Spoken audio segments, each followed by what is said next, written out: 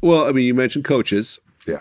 Phil Jackson had a very interesting interview recently with Rick Rubin, I believe, where he said that he stopped watching NBA games after the whole BLM social messaging started to actually show up in the games themselves, where like people would have like justice on the back of their jerseys and stuff like that.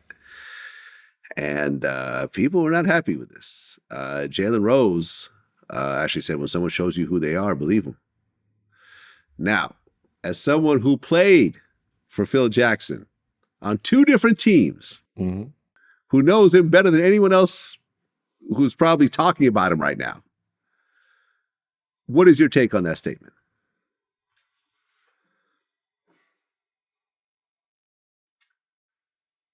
I was going to call Phil. Oh, you have his number? I was going to call Phil. Okay.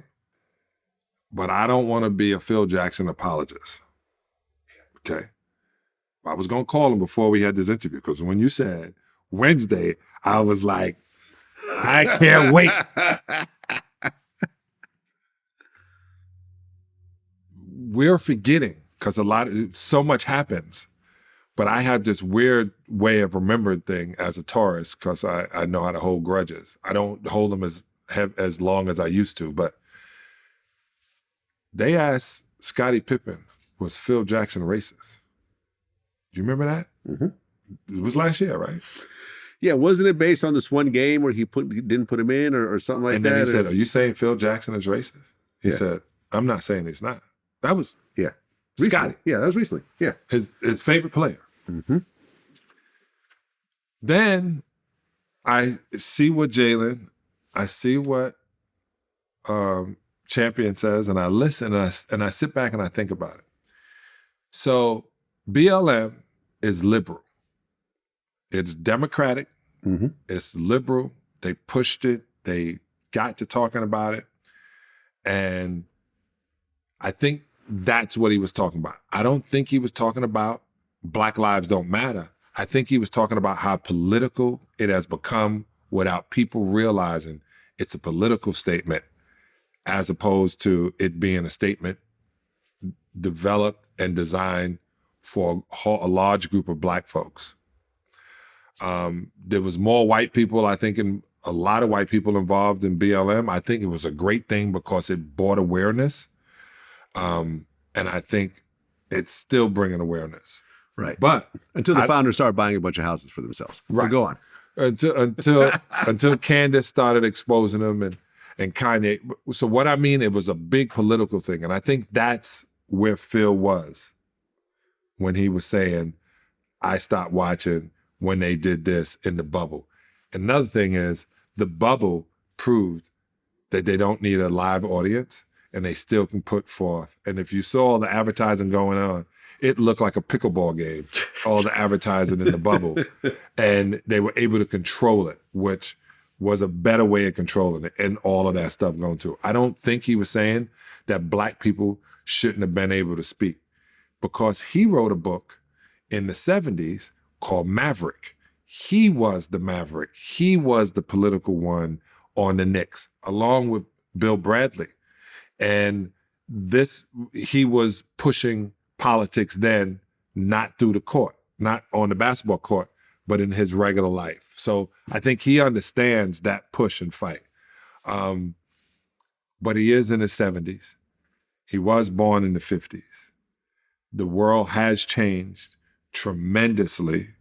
And where most people,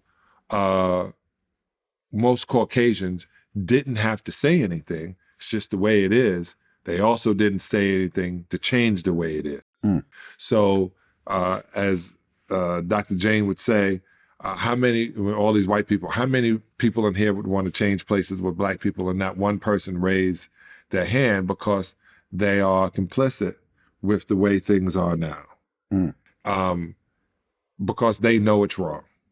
So I think Phil saying that I think he wasn't saying I wasn't against it. I think he was saying that the NBA was trying to jump on to be cool and jump on maybe shouldn't have said BLM. Maybe it should have been all the different social points they took on. Because I don't think he's a Republican. I don't think he doesn't think black people deserve their lives matter. But I didn't call him because I don't want to speak for him. He's really good at speaking for himself. But I don't think he's a racist. But I do think he was born in a time when things were different. And I don't think he continues it. Phil literally quit the NBA and went to work on a reservation. Really? Yeah. And then he coached on the reservation. And in North Dakota or South Dakota, he's trying to help the people, the natives, is why everything based upon him is upon tribe way of thinking. He wasn't ever on the side of a Republican or a Democrat. He was always that guy for the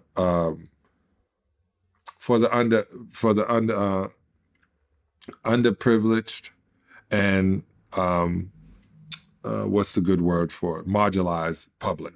So I'm not going to speak for him. I don't think that of him. But when you go against Black Lives Matter, people are not thinking you're going against Black lives. You think against the program. Against black people. Against in a black way, people. Yeah, right. I don't think that's what he meant. But I didn't talk to him, and I won't apologize for what he said. And he's really good at getting that point out. But we're going to call him and see if he come on your show. That'd be great. That'd be... I would love it. Oh, I would love it too, because you would understand a whole lot more from Philly. Oh, yeah. Yeah. But everybody else except for Scottie Pippen that's ever played for him I don't think they would even consider him being that way. But a lot of people get old and the dementia kicks in, and then what they really want to say kicks out. I don't know.